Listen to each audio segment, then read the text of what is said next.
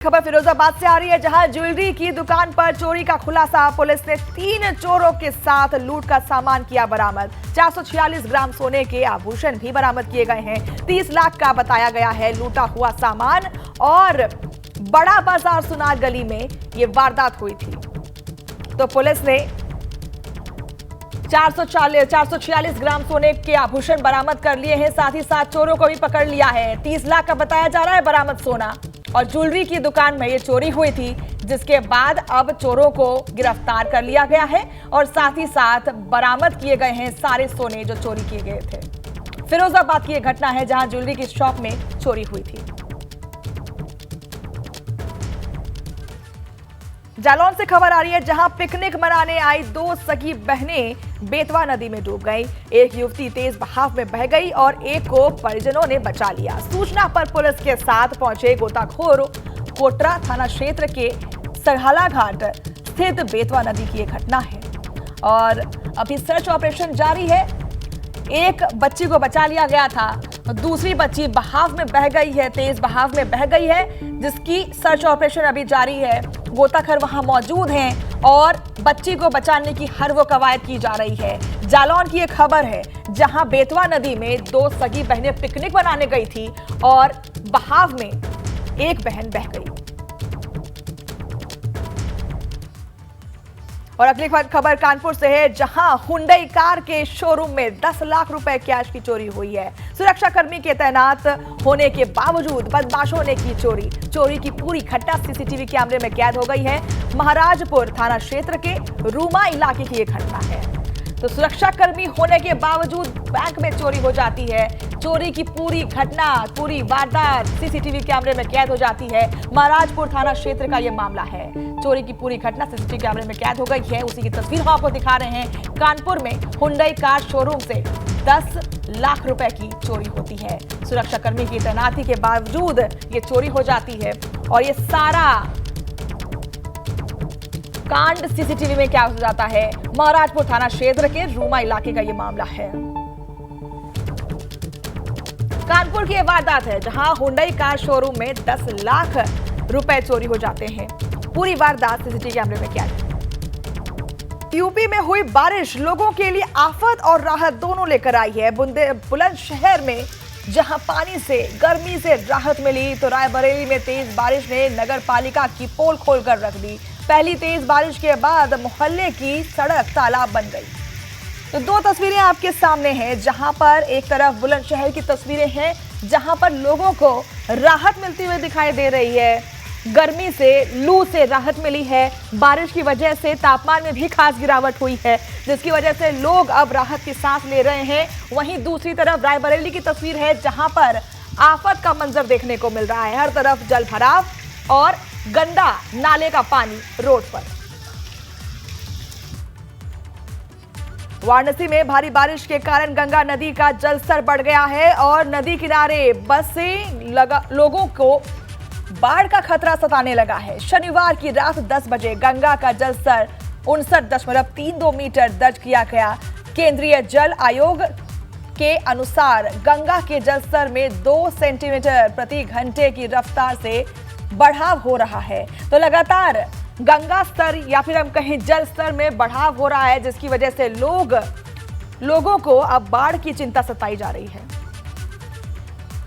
गोरखपुर में मुख्यमंत्री योगी आदित्यनाथ ने गोरखनाथ और एम्स थाने का लोकार्पण किया है। यूपी का सबसे हाईटेक गोरखनाथ थाना 17 करोड़ रुपए और 5 करोड़ रुपए की लागत से बनाया गया है। इस दौरान स्पेशल डीजी प्रशांत कुमार ने कहा कि ऑनलाइन रेडिकल विचारधारा का प्रचार करने वालों पर कार्रवाई की जा रही है। साथ ही उन्होंने कहा कि धर्मांतरण के मामले में प्रशासन का रवैया सख्त हो गया है।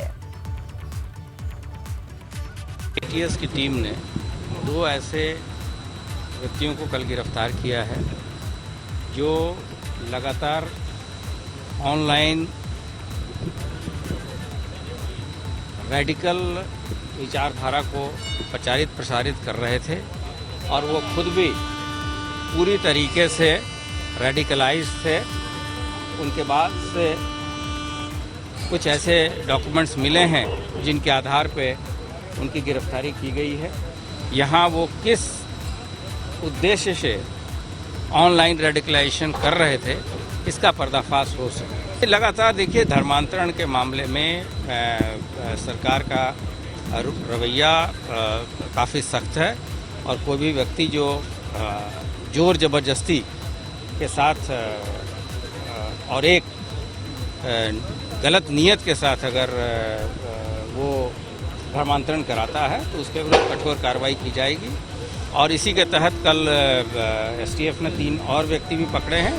साथ ही साथ सभी जिलों को निर्देश दिए गए हैं कि इस तरह के लोग जो कि सुनियोजित ढंग से धर्मांतरण कराते हैं उनके विरुद्ध उन पर सतर्क दृष्टि रखी जाए। जी, ये गेमिंग ऐप के तहत बच्चों को बहला फुसला के धीरे धीरे एक धर्म विशेष की तरफ ले जाना और एक ये सुनियोजित साजिश के तहत चीज़ें की गई हैं। नहीं, सावन को लेके पूरी सतर्कता है और इस संबंध में शासन के द्वारा और जो वरिष्ठ अधिकारी हैं जगह जगह जाके इस संबंध में मीटिंगें की गई हैं। आज भी प्रमुख सचिव गृह और डीजीपी के द्वारा स्वयं यहाँ पे गोरखपुर में आके गोरखपुर तथा बस्ती मंडल के वहीं सहारनपुर दौरे पर पहुंचे यूपी भाजपा प्रदेश अध्यक्ष भूपेंद्र चौधरी ने मोदी सरकार के 9 साल की उपलब्धियां गिनाई। भूपेंद्र चौधरी ने 2024 लोकसभा चुनाव में यूपी की सभी 80 सीटों पर जीत का दावा किया है। लोकसभा चुनाव के मद्देनजर प्रदेश अध्यक्ष का ये दौरा अहम माना जा रहा है। तो मिशन 2024 के लिए लोगों को साधने के लिए ये कवायद शुरू हो चुकी है। बीजेपी की तरफ से तमाम मीटिंग्स हो रही हैं और ये देखिए भूपेंद्र चौधरी ने जीत का दावा शुरू कर दिया है।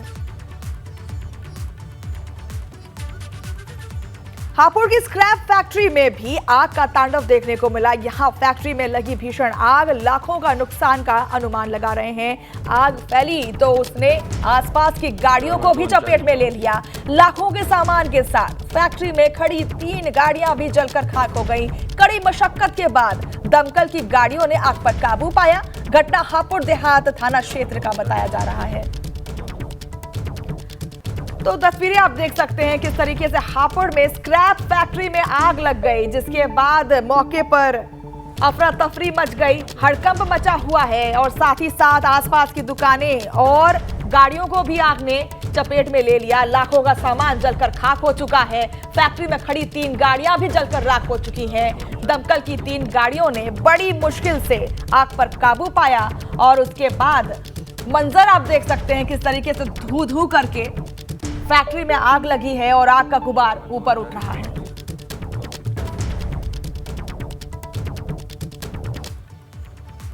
बस्ती में भारी बारिश से जनजीवन अस्त व्यस्त हो गया है। सदर ब्लॉक के धरौली गांव में प्राइमरी स्कूलों में पानी भर गया है, जिसके चलते बच्चों और टीचरों का स्कूल जाना भी मुश्किल हो गया है। ऐसा कोई रास्ता नहीं बचा है जहां पानी ना भरा हो, जिससे अब स्कूल पहुंचने वाले बच्चों की संख्या भी कम हो गई है। बताया जा रहा है कि जब भी बारिश होती है स्कूल के हालात ऐसे ही हो जाते हैं। स्कूल स्टाफ को भी पानी में उतरकर ही स्कूल पहुंचना पड़ता है। मामले में बीएसए ने कार्रवाई की बात कही है। तो स्कूल की तस्वीरें आप देख सकते हैं, प्राइमरी स्कूल की सूचना मिली है, उसको हम उसको भी जांच करवा लेंगे। वो नाली कहाँ बन रही, किनारे बन रही, जैसी बन रही है, क्योंकि छुट्टियां थी तो उसके बाद हम उसको जांच करवा के उसका जो भी होगा, अगर किसी को इसमें उस तरह से पाया जाता। खबर विकास नगर से आ रही है, जहां तेज बारिश के बाद घरों में पानी भर गया है। कूंजा ग्रांट में एक घर पर पानी भरने से जमीन ढही और घर में रह रहे लोगों ने भागकर अपनी जान बचाई। घर में रखा सामान भी हुआ बर्बाद। प्रशासन की टीमों ने प्रभावित इलाकों का लिया जायजा।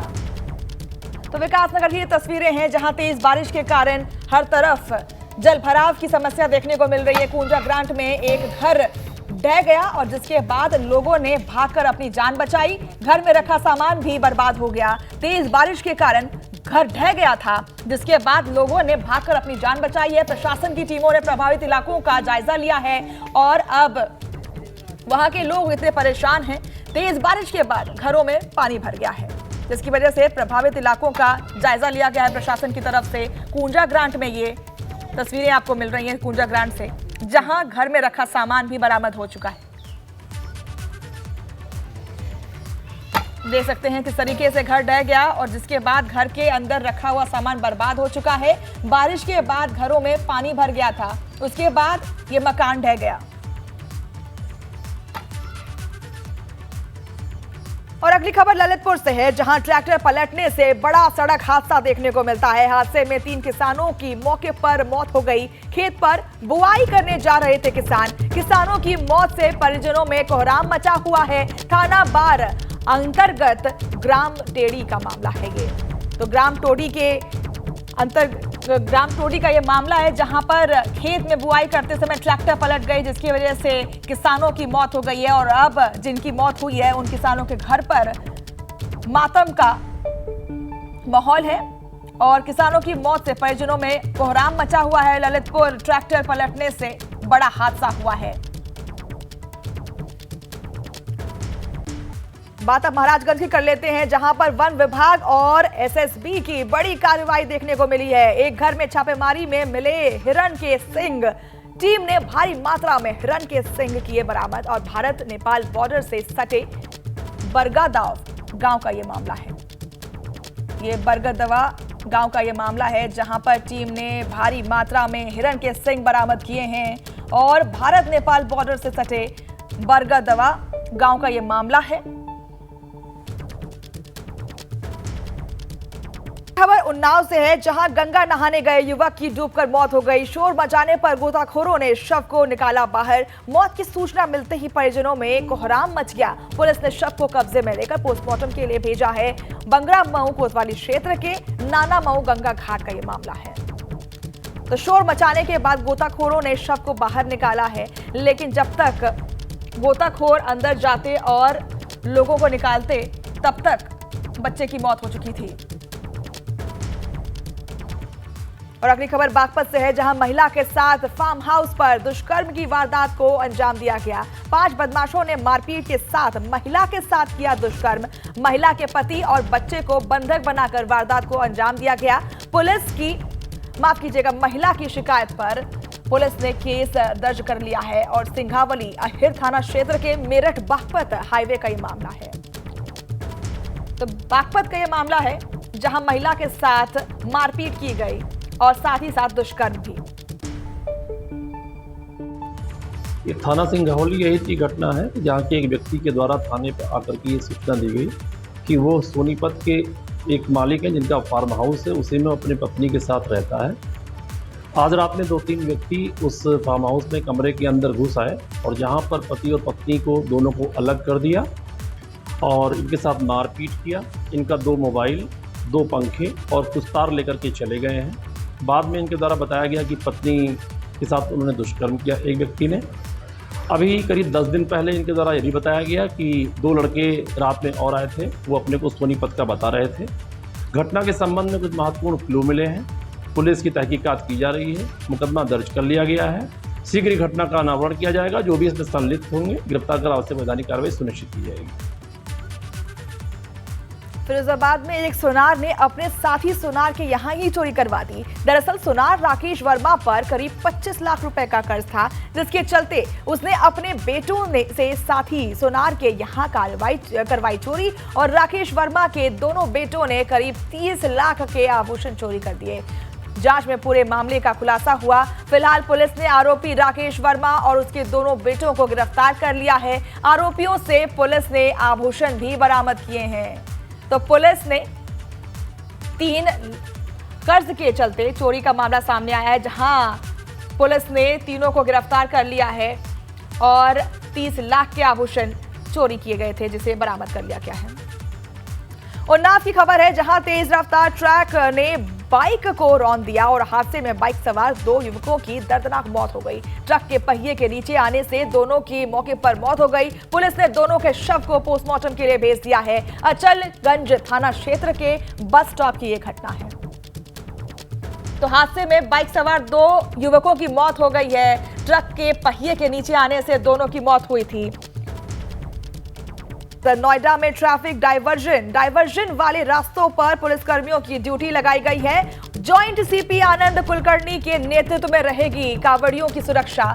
सेक्टर 14 के पास बनाया गया है कंट्रोल रूम सेंटर। ITMS कैमरे से होगी कंट्रोल रूम से निगरानी और 4 जुलाई से 18 जुलाई तक रूट डाइवर्शन का प्लान बनाया गया है।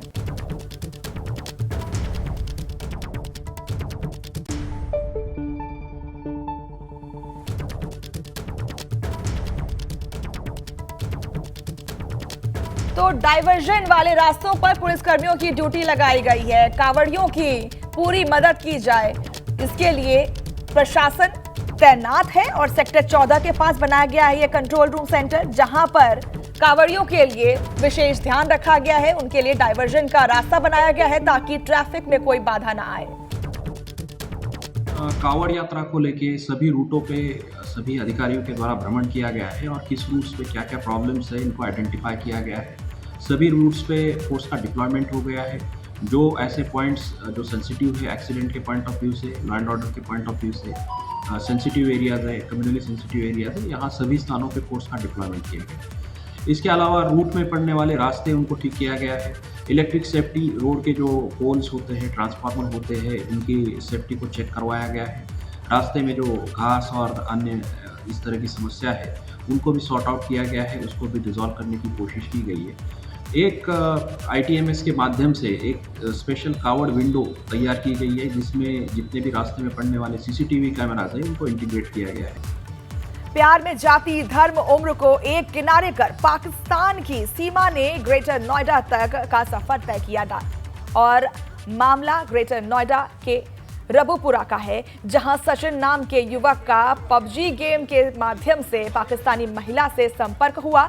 उसके बाद दोनों दोस्ती हुई दोनों के बीच और फिर नेपाल में मुलाकात हुई। उसके बाद सीमा हैदर ने सचिन से शादी कर उसके साथ रहने का मन बना लिया और अपने 4 बच्चों को लेकर पाकिस्तान से नेपाल के रास्ते इंडिया आ गई और ग्रेटर नोएडा के रबुपुरा कस्बे में सचिन के साथ रहने लगी। लगभग 1.5 महीने तक एक साथ बिताने के बाद जैसे ही इसकी सूचना पुलिस को लगी तो ये लोग वहां से फरार हो गए, जिनको पुलिस ने हरियाणा के बल्लभगढ़ से गिरफ्तार कर लिया है।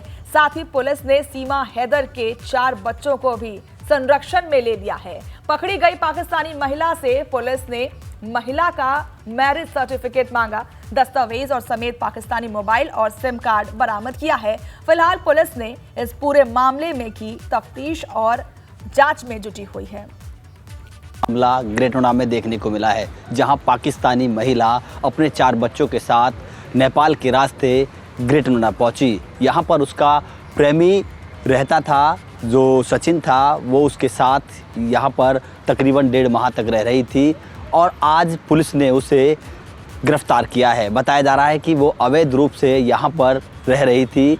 इन दोनों के बीच PUBG खेलते दौरान जो है प्यार हुआ था और एक बार नेपाल में मुलाकात हुई थी। उसके बाद वो महिला नेपाल से वापस पाकिस्तान चली गई थी और उसके बाद उसने प्लान बनाया। उसके बाद वो भारत अपने बच्चों को लेकर यहाँ पर पहुँची और अवैध रूप से यहाँ रह रही थी। इसकी भनक पुलिस को पड़ी, पुलिस ने इसे धर दबोचा। Ravinder Jain, ABP news.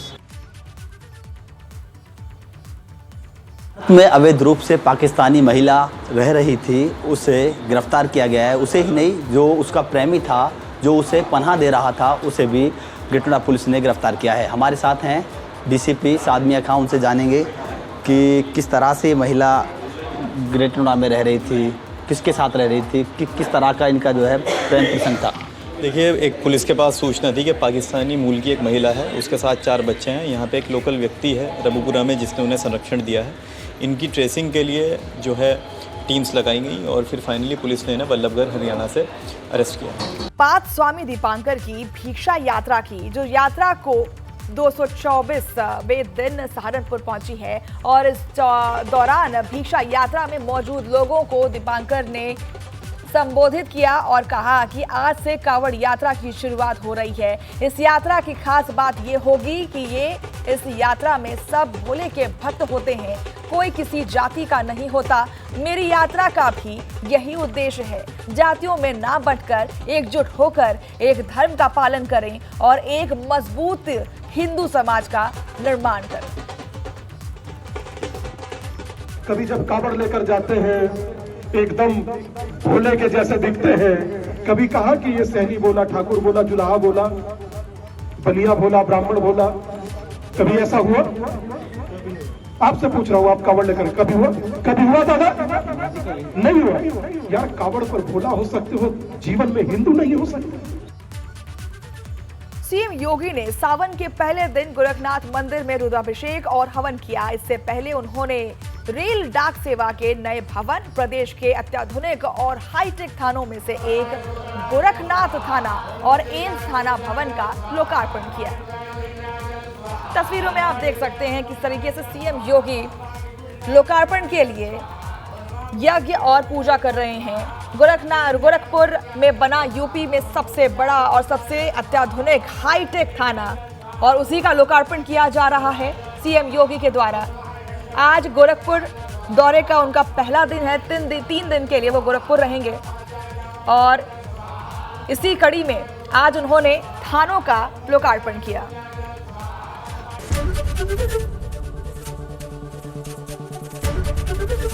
ABP Ganga, खबर आपकी, जुबान आपकी।